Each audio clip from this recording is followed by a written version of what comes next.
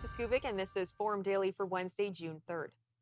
Canada's Trade Minister Dominic LeBlanc says he wants the Canada-US-Mexico trade agreement renewed for another 16 years. He made the announcement while in Washington alongside Canada's chief trade negotiator, Janice Charest, after meeting with U.S. Trade Representative Jamieson Greer to begin talks to renew the agreement. Minister LeBlanc also expressed his optimism at the possibility of CUSMA being renewed due to its mutual benefit for the three North American countries. I also had the opportunity to discuss with Ambassador Greer the letter that I sent to my American and Mexican counterparts yesterday, where I confirmed, as you know, that Canada would be ready to extend the CUSMA agreement by 16 years. We also looked ahead to July 1st and discussed what might be the course of our work on July 1st. I'm eternally optimistic, Abigail. I think it's in the economic interest of North America to commit to that trilateral framework for another 16 years. We took stock of the work that the Americans want to do with Canada and the work that we're prepared to do over the coming weeks. I remain optimistic about the work that we can do with the Americans, but July 1st is a date where our trading partners will have something to say about that, and we have a lot of work to do between now and July 1st. As the July 1st deadline draws closer, the U.S. and Mexico say that they're making headway in their trade talks. Canada, however, has yet to take part in any formal negotiations. On July 1st, as Ambassador Greer himself has said publicly, if there is no consensus amongst the three parties to extend for 16 years, the agreement remains in place for 10 more years, and there's a series of annual reviews. But all three countries could agree also on a different scenario and a renewal after July 1st. So I think we've got to be careful not to set up a cliff that doesn't exist. But I do totally take the premise of your question about the uncertainty and concern that Canadian businesses have, Canadian workers have. That's why the government is always ready to look at ways to support those industries and those sectors. As Canada continues to push for stability in its key trade relationship with the United States, political tensions remain in the background between the two countries' leaders. Prime Minister Mark Carney downplayed U.S. President Donald Trump's latest comments, suggesting Canada should become the 51st state.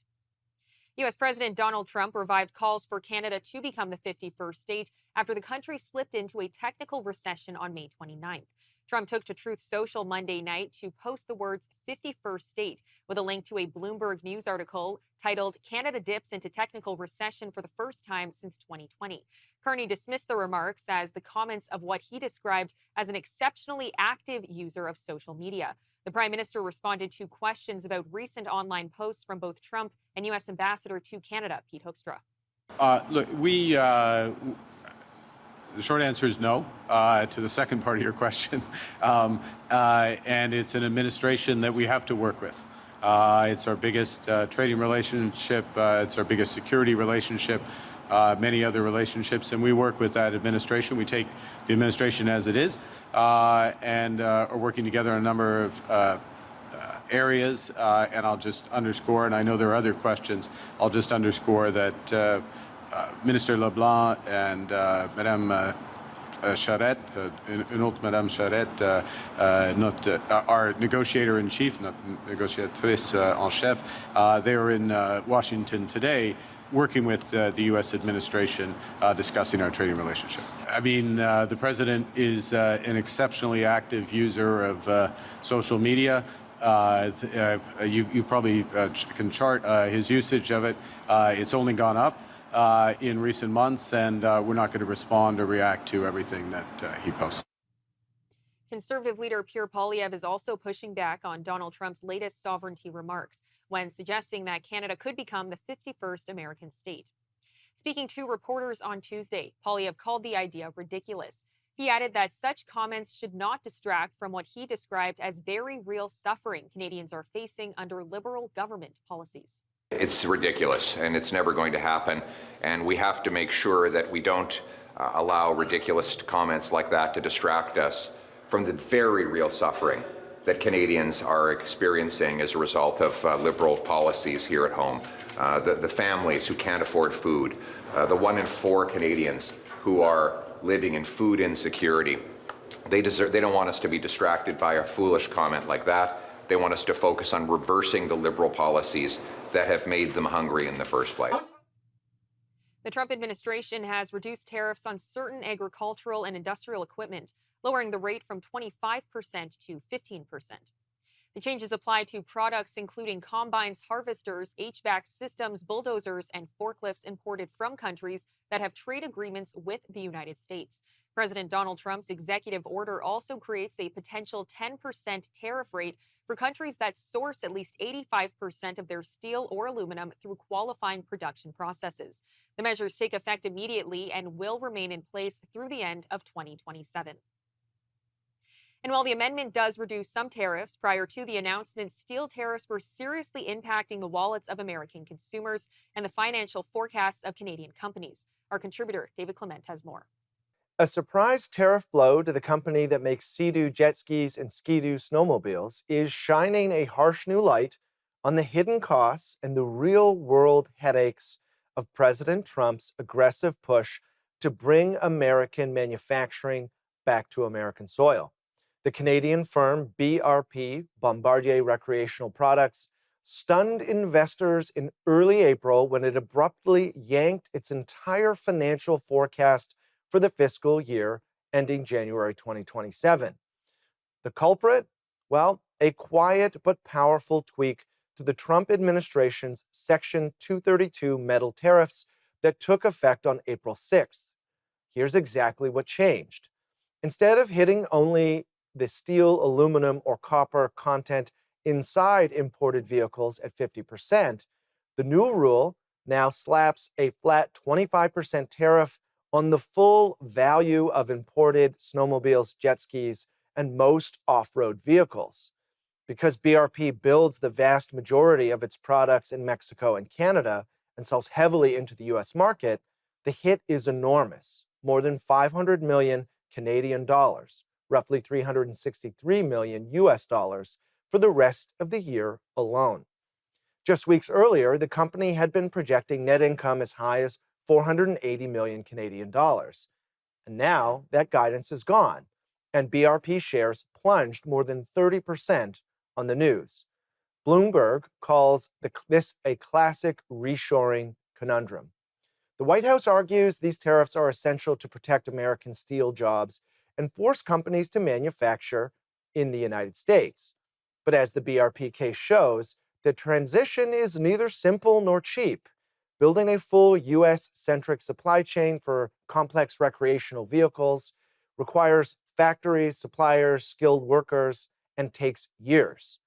In the meantime, companies that had already nearshored production to Mexico under the USMCA trade deal suddenly face much higher costs.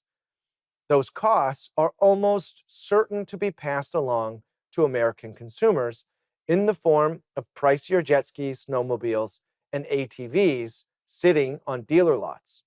And the pain isn't limited to recreational vehicles anymore.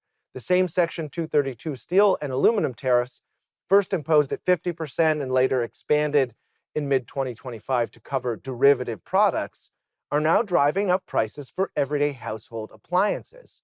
Refrigerators, washing machines, dishwashers, dryers, and freezers all rely heavily on steel components and imported materials.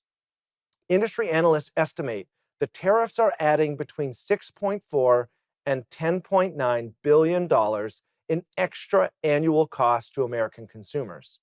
Past rounds of similar steel tariffs have already pushed washer prices up roughly 12%, about $86 per unit on average. Many appliance makers say they still import the majority of the specialized steel they need, and domestic alternatives remain years away. Well, what is the result? Grocery store shoppers already feeling the pinch on canned goods are now seeing higher sticker prices on big-ticket items like fridges and washing machines. It's the same reshoring quandary playing out across multiple industries. Punishing imports before American factories are truly ready raises costs for U.S. buyers and creates turbulence for companies that can't flip a switch and relocate production overnight. BRP isn't alone, and the appliance sector is only the latest example. The episode here is a stark reminder that today's winners in the tariff game can quickly become tomorrow's losers, and the road to American manufacturing revival is paved with real, immediate financial pain for businesses and families alike. Prime Minister Mark Carney says the federal government has reached a new agreement with Quebec that will see billions of dollars transferred for major infrastructure projects. Carney made the announcement alongside Quebec Premier Christine Frichette, saying the funding can be used for priorities such as new hospitals, public transit projects, and other community infrastructure. The Prime Minister says the agreement is intended to help deliver projects more quickly while improving affordability and reliability for growing communities. It's not just what we build, it's also how we build. We build across this country inclusively, in full partnership with First Nations, Inuit, and Métis. We build in solidarity with workers, creating good union jobs. We build sustainably, because reducing emissions is not just a moral duty, it's an economic imperative. And above all, with our new Buy Canadian policy, we will build Canadian by becoming our own best customer.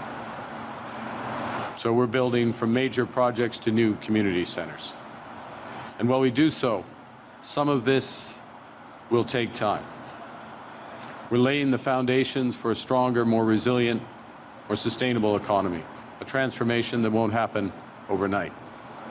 So our government is also giving Canadians a boost today and a bridge to tomorrow, with a relentless focus on bringing down their costs.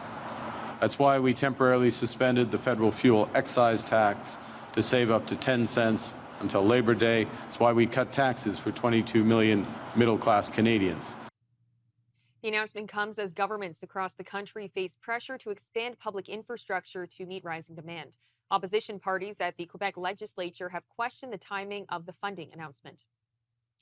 The federal government is expected to release its long-promised national artificial intelligence strategy this week, with Prime Minister Mark Carney saying the plan is now ready after months of delays.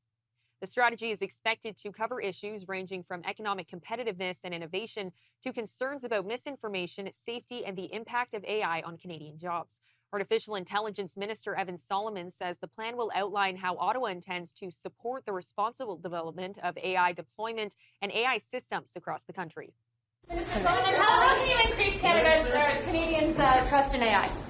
Well, I'm looking forward to releasing the strategy this week. And it'll be on, as the Prime Minister said, it'll be this week. Thanks for asking. It'll be lots on trust, lots on empowering workers, lots on building Canada. You'll see the details later this week. But how will you increase Canadians' trust is very low compared to other countries. How will you increase it? Yeah, we'll talk about that in the strategy. There's lots of ways that we will make sure that we're protecting Canadians' privacy, their data, children, making sure Canadians are empowered to build the trust. Trust, absolutely vital. I'm working very closely with Mr. Miller, Justice Minister, and we've said that we will have legislation, comprehensive legislation, that will make sure that we're protecting children, first and foremost. Children are Canadians' privacy, Canadians' data. A really important step with the forthcoming AI strategy, yes, coming this week, as the Prime Minister said, and that protection is a very vital step. So that working with G7, you see around the world, and we've said this all along, we are going to make sure that children are protected and Canadians' data and privacy. Did the privacy legislation and the AI legislation wait till the fall? Can that legislation wait till the fall, or do we need to see it imminently? Well, we'll, in due course, you're going to see it, but I would just say it's a really important element of building the trust for the AI strategy and for other things. We got to protect Canadians first and foremost. Experts say the stakes are significant, noting Canada once held a leading position in AI research, but now faces growing competition from the United States, Europe, and Asia.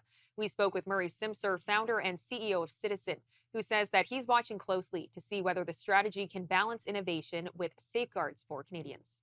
I think that the big concerns around AI these days are about sovereignty of data. Okay. Now, let's just turn this into something that's tangible to the average daily voter because these conversations have a tendency to get lost in these larger, ephemeral, and complex issues. The simple fact of the matter is that most of the internet today um, travels through the United States digital services environments. And so what that means is that all of that data is subject to American law.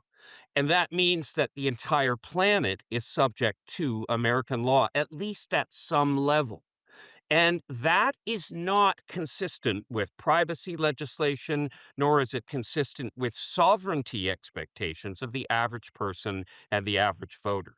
And so, as a consequence, as we enter this new period of AI consciousness, where everybody's really starting to think about AI as a serious new technology, much like the internet was about 20 years ago, we start to ask these questions about data sovereignty.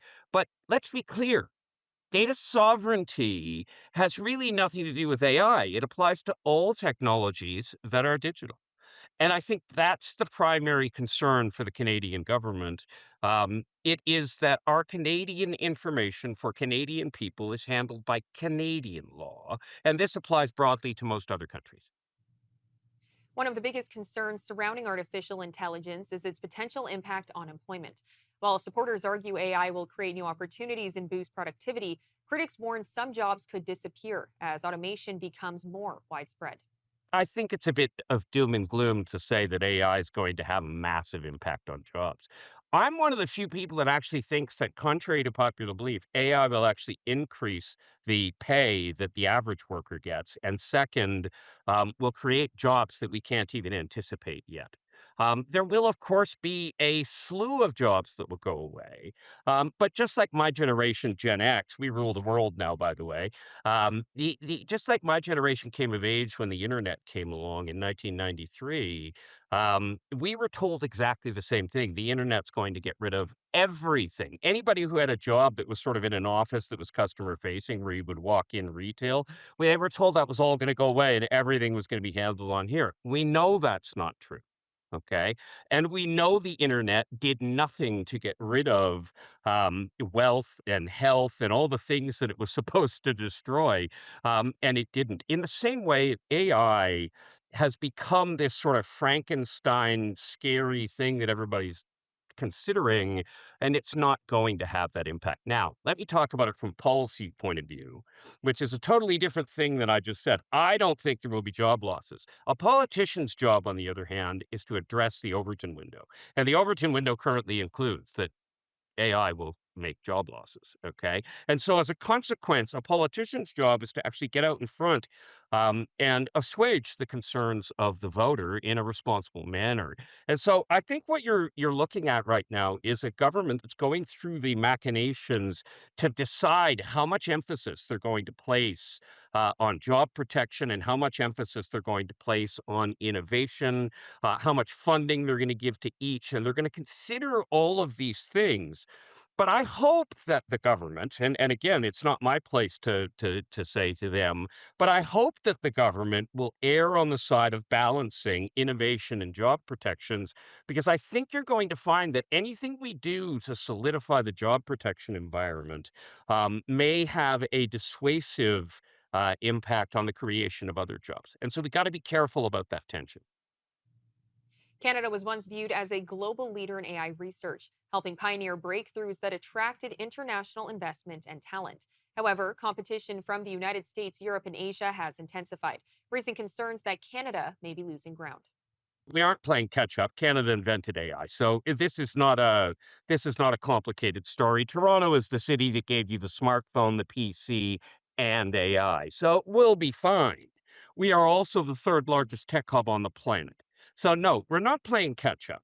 But the one problem Canada has that we are starting to face is that in a destabilized global economic environment with a footprint that's massively changing from what we've seen over the last 20 years, Canada has to get really, really good at attracting the investments that are going to be necessary to keep those companies here.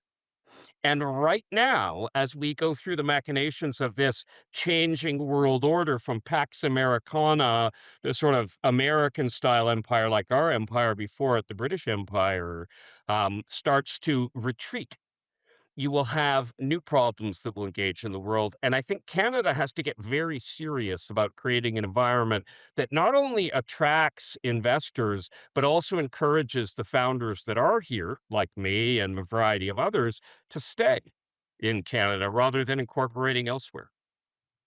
As policymakers weigh competing priorities, experts say the stakes are high. A strategy that fails to encourage innovation could leave Canada behind economically, while inadequate safeguards could expose Canadians to new risks associated with rapidly advancing AI systems. I actually don't think that there's any major risk in the short term. Um, to the physical security of Canadians as it relates to AI. Look, there's a lot of stories about how AI can have consequences, but no AI is ever going to cause as many problems as a determined human being. And on the daily, we have determined human beings wrecking things all the time. So let's not pathologize this situation and overreact and destroy the very thing that's going to fund our futures. NDP parliamentary leader Don Davies has introduced a private members bill that would require MPs who switch political parties to seek approval from voters before joining a new caucus. Under the proposed legislation, MPs would have to first sit as independents before running in a by-election and winning a seat under their new party banner. Davies says recent floor crossings have raised concerns about democratic accountability and public trust in political institutions. This has a corrosive effect on our democracy. Voters lose trust in elections. The prospect of MPs being enticed by backroom deals emerges. And the notion that only government members get resources for their constituencies smacks of the pork barrel politics more reminiscent of the United States Deep South than in Canada. In my own riding of Vancouver Kingsway, David Emerson crossed the floor shortly after being elected in 2006. In fact, only weeks after that, to sit with the Conservatives. Citizens across the political spectrum in the community I represent were justifiably outraged, and justifiably so, because they knew something fundamental had been taken from them. That experience is why I have fought for this legislation for years. Today, the stakes have only grown higher. Mark Carney has become the first Prime Minister in Canadian history to assemble a majority government through floor crossing instead of through the ballot box. The balance of power in this House was shifted, not by voters in an election, but by political operatives in the back rooms, holding private conversations hidden from the public. While that may not be illegal, it is suitably, inherently undemocratic. Now, when governments are built not on the mandate of voters, but on the private calculations of politicians, the very legitimacy of our institutions is called into question. It must not be allowed to happen again. This bill, it should be noted, will not ban floor crossing, nor the option to sit as an independent. The latter is a valid protection against party oppression and to preserve the ability of an MP to express themselves on matters of conscience. It would, though, require anybody who wants to cross the floor to sit in a caucus other than with the party that they were elected for to seek the approval of their constituents through a by-election. The proposal has drawn mixed reactions. Conservatives say voters should have a way to hold floor crossers accountable, while some Liberal MPs argue elected representatives have long had the freedom to choose the party they believe best serves their constituents. BC Premier David Eby is criticizing newly elected Conservative leader Carrie Lynn Finlay, saying she appears more focused on division than leadership. Speaking during an update on the NDP government's housing policies, Eby compared Finlay to a regional manager for the MAGA movement, a reference to U.S. President Donald Trump's political slogan. Eby says he is concerned about what he describes as divisions within the Conservative Party and says that he will be watching closely to see how Finlay plans to enter the legislature, potentially through a by-election. Well, I don't know what Ms. Finlay's plans are as the new leader of the Conservative Party, or if any Conservative candidate is planning on stepping aside so that she can run. I'll stay tuned to see what the plan is. I'll say that from my perspective, the job that she's applying for right now looks a lot more like mega regional manager than Premier of British Columbia. But I'll stay tuned and hear what her plans are. Political observers say the BC Conservatives are attempting to capitalize on voter frustration with the NDP, but warn the party still lacks a clearly defined identity. Some analysts say that the Conservatives are banking on maintaining momentum as the NDP government remains under Premier David Eby, though that dynamic could shift if the governing party changes direction or leadership. Our correspondent Adam Zivo has more. British Columbia's NDP government is floundering thanks to Premier David Eby's radical progressivism. But there's still a chance that the party could win the next election if it moderates its politics and scoops up centrist voters. This strategy could work because last weekend, the BC Conservatives elected Carrie Lynn Finlay, a true blue populist conservative, as their leader. Finlay has extensive federal experience, having been in cabinet under the Harper government and chief opposition whip under Pierre Poilievre. She's evidently an intelligent and accomplished woman, and has made it clear that as a social conservative, she intends to steer the party rightward and push hard on cultural issues, particularly gender and Indigenous radicalism. However, her vision, if executed too aggressively, risks alienating moderate voters. This isn't a major problem right now because the BC NDP have governed so incompetently that many moderates are willing to bite their tongues and maintain their support for the Conservatives despite having misgivings. The dynamic is similar to how many centrists reluctantly supported Poilievre in 2023 and 2024 because they were exhausted with Justin Trudeau. However, if the BC NDP replaces Eby with a new, charismatic leader who forces a rapid pivot towards the center, then there's a chance that the party could win back moderates who feel uncomfortable with a true blue Conservative party, especially if Finlay overemphasizes the importance of ideological purity. This would mirror last year's electoral resurrection of the federal Liberals under Prime Minister Mark Carney. The most obvious candidate here would be Port Coquitlam Mayor Brad West, an NDP-affiliated figure who rose to provincial prominence as a champion of practical, law and order progressivism. At 41 years old, he's a fresh face who could appeal to younger voters who want disruption. That being said, any centrist leader would face an uphill battle moderating the BC NDP, as radicalism is now deeply, deeply entrenched within the party. So it's unclear whether such a pivot, however wise it might be, would even be feasible. Alberta Premier Danielle Smith says separating from Canada would be a costly and labor-intensive process as questions continue over a potential referendum on the issue. Smith was asked about the potential financial and logistical challenges involved if Alberta were to move toward independence from the rest of the country. I've been talking with the finance minister a little bit about this, and I think Trevor Tombe has already done some back-of-the-envelope calculations in response. But what is our share of the national debt? $170 billion, very likely, which would cost about $10 billion a year in interest costs. We now have a 5% NATO commitment. We've never had a national defense before. What would that cost? That's about $25 billion. We'd have to take over OAS and child tax benefit, probably another $10 or $15 billion.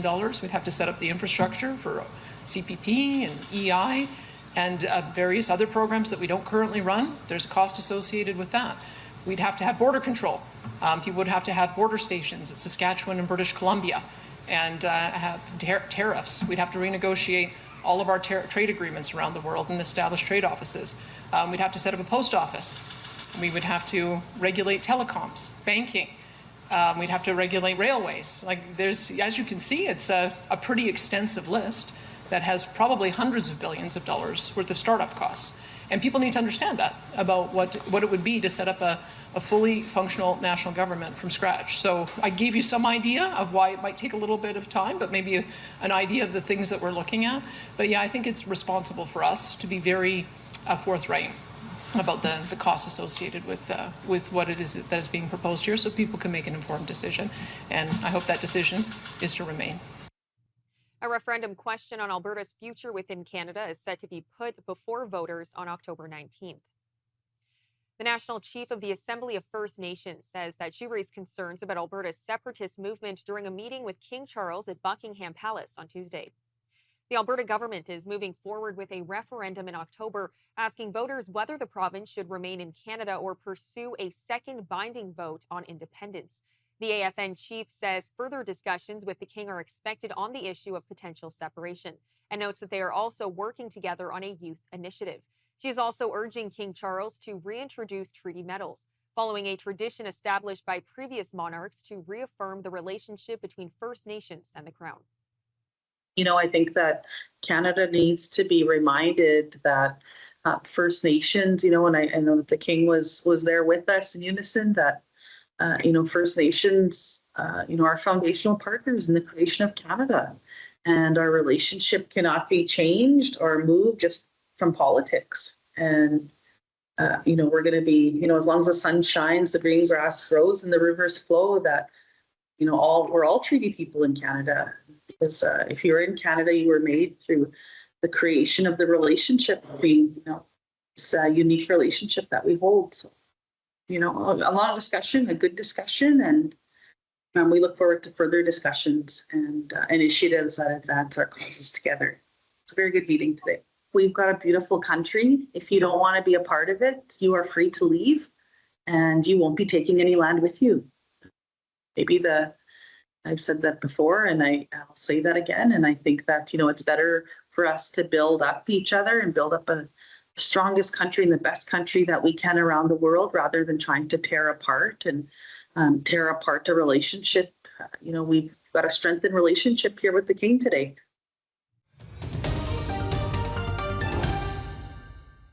The Ontario legislature is set to rise before an extended 21-week summer recess, bringing a pause to debate and voting at Queen's Park. The break will suspend regular legislative business for nearly 5 months, with MPPs expected to return later in the year when the House reconvenes for the fall sitting. Doug Ford was asked why he's giving MPPs another 5 months summer break. No one can question my work ethic. They can't even jam. The next 3 months, I am jammed from 6 in the morning and don't get home till midnight every single night. We're going to get out there and we're going to sell Ontario. And I'm heading over to Utah. I'm heading to Washington. Then I'm heading over to Utah, then South Carolina, then over to Alberta, and then over to the COF meeting. And they just told me, we don't have time to brief you because you're jammed all the way through the day. So, committees still sit, government still runs, we still pass things through ministerial orders, and we're going full steam. Rather than sitting here and arguing with each other, we're actually going to get out there and talk to the people and start bringing more jobs to Ontario. Ontario NDP leader Marit Stiles criticized the Ford government for a 148-day legislative recess, claiming Doug Ford prioritized personal interests over Ontarians. This premier being completely out of touch with the people of Ontario, and this 29-day session certainly proves it. But he has actively betrayed the people of Ontario. He spent their money on a luxury private jet. He sold out the Toronto waterfront to American investment bankers. And he changed the laws of this province to hide his cell phone records. That is what he has been busy with. In the last 29 days that we have sat, the government had time to cut OSAP, to buy a private luxury jet, but they couldn't find time to support a grocery tax cut for hardworking families. I want to ask the Premier if he will stand in his place today and apologize for spending this session betraying the people of Ontario. Tell that to the 10,428 messages that I call back and I listen to the people. Tell them that we don't want any foreign investment anymore. We don't want the $5 billion that will create thousands and thousands of jobs, that will make it more convenient to millions and millions of people traveling all around the world, not to mention across Canada. We know, Madam Speaker, 70% of the people want that airport expanded. 100% of the people are in favor of us cutting taxes to make sure we put more money into their pockets. And as you've heard, we gave 31% tax break to over 375,000 companies across Ontario. As you want to raise taxes, you want to gouge the taxpayers, you want to gouge the businesses. If it was up to you and the Liberals, we saw what happened. 300,000 jobs were chased out of the province. Over 1 million people are working today. Normally, when someone receives a raise, that person would celebrate. But a Conservative MP is fighting his pay increase. New Brunswick Conservative MP Mike Dawson has filed a federal court application to stop the government from forcing him and other MPs from receiving an annual pay raise. The Canadian Taxpayers Federation is joining Dawson in court to support his application. The group's federal director, Franco Terrazzano, shares details with our Western Canada Bureau Chief, Hal Roberts. Franco, MPs took their 14th consecutive pay raise on April the 1st, and MP Dawson opposed his own salary increase. Why? Well, look, MP Mike Dawson, he's a hero fighting for taxpayers, speaking out publicly against the MP pay raise. And look, Dawson's taking it a step further, right? He's going to court to stop the government from forcing him to take the pay raise. So Dawson publicly opposed it. He told the government he didn't want the raise, and the government essentially said, too bad, take the taxpayers' money. But Dawson's keeping up the fight. He's going to court to stop the government from forcing him to take that pay raise. And look, you know what the government should do? The government should just do the simple thing and just let MPs turn down a raise if they don't want to take him, right? The government shouldn't be wasting more tax dollars fighting Dawson in court. And also think about how silly this is on the government's part, right? It would take any other employer less than 5 minutes to figure out how to not give an employee a raise. It shouldn't be like pulling teeth for an MP to do the right thing, stick up for taxpayers, and turn down another pay raise. Under federal legislation, MP pay raises are indexed to a formula based on private sector salary hikes. So, Franco, how much are backbench MPs and government ministers making right now? Well, a backbench member of parliament is making about $217,000. A minister's salary is about $321,000, and the prime minister's salary is now well north of $400,000. But here's the thing, right? Canadians in a democracy are supposed to be the boss, and Canadians overwhelmingly opposed the MP pay raise. We put out some Leger polling showing that 80% of Canadians were against the April 1 pay raise for politicians, yet politicians didn't listen. They just stuffed their pockets with more of taxpayers' money. You know, Franco, a number of Dawson's colleagues in the federal Conservative caucus were allegedly not happy with this gesture of refusing the raise, and apparently there was even some mocking and heckling when he tried to explain himself in a caucus meeting. And the House of Commons clerk told Dawson back in April that the Board of Internal Economy could not allow exceptions to the legislation on pay increases. Your thoughts? Well, I think the government is being ridiculous here. Just do the simple thing, right? If a member of parliament doesn't want to take more taxpayers' money, let the member of parliament refuse the pay raise. What are we talking about here, right? And look, MP Dawson is right. He's standing up for Canadians. He's also listening to the vast majority of Canadians who are against the pay raise for politicians. So what Dawson has to remember, he might be alone in the House of Commons on this issue for now, but thousands and thousands of Canadian taxpayers across the country are standing with him. Franco Terrazzano, Federal Director of the Canadian Taxpayers Federation. Thanks for joining us today from Ottawa. Hey, thank you. President Donald Trump's physician, Dr. Mehmet Oz, is describing the president's health as spectacular following his latest medical examination. Trump underwent what is reported to be his fourth medical exam of his second term last week. Dr. Oz suggested the president continues to undergo frequent checkups because, in his words, he likes the results. Thank you so much, Alina Shirazi from the Daily Mail. This is the fourth checkup that the president has had. He's supposed to have one a year. He's had several CT heart scans. What are the doctors looking for? Yeah, so I actually have talked to the president about what he's sent to all of you, and I think it's just a routine, regular exam. You remember I had the president on my show 10 years ago, and he also presented records, and at the time I was stunned at how well he was doing. because so many of these numbers naturally over time will start going in the wrong direction. But if you look at these records, they're spectacular. You know, his cholesterol, his blood pressure, all the numbers are starting in excellent parameters. His ability, and listen, I work with him frequently. Many of you get to see him almost every day. That amount of energy and that amount of mental acuity does not exist in a vacuum. You have to have a vessel to carry it, and the president has a unique ability to just keep going at all hours of the day with remarkable strength. Let's go. Hey, I just wanted to follow up on her question behind me. If the president's in such perfect health, why does he keep going back in for checkups? I think he likes the results. He does really well. He aces the test every single day, and I do actually believe that he is curious to make sure everything is going in the right direction. He's a very meticulous person in so many ways that are often underappreciated. But for him to want to know all the numbers and keep on top of them, it's the same reason he calls people at odd hours, because something's on his mind and he wants to deal with it.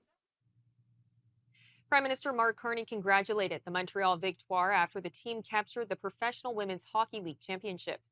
Carney met with players and staff, calling their title win an inspiration and praising their performance throughout the season. No, so it's a great pleasure to welcome La Victoire ici and the Stars to be here. Some of you were watching very closely. But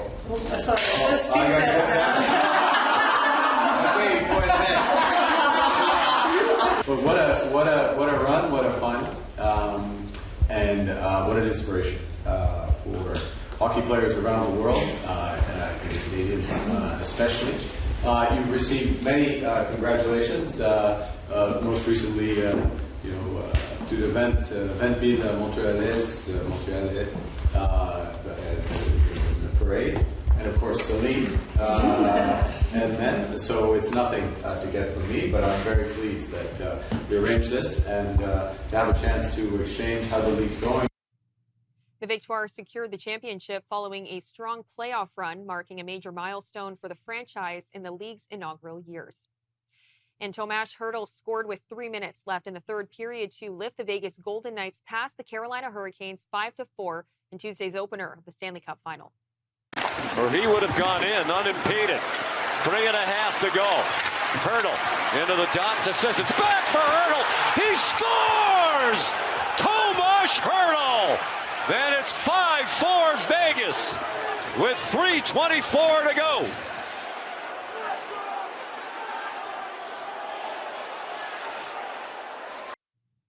The goal proved to be the winner as Vegas held on down the stretch to take a 1-0 lead in the series on hockey's biggest stage. The victory marked the Golden Knights' 7th straight playoff win, a run that includes a second-round series victory over Anaheim and a 4-game sweep of Colorado, the President's Trophy winners. I'm Teresa Skubic, and that'll do it for your look at national and international news for today. Good night, Canada.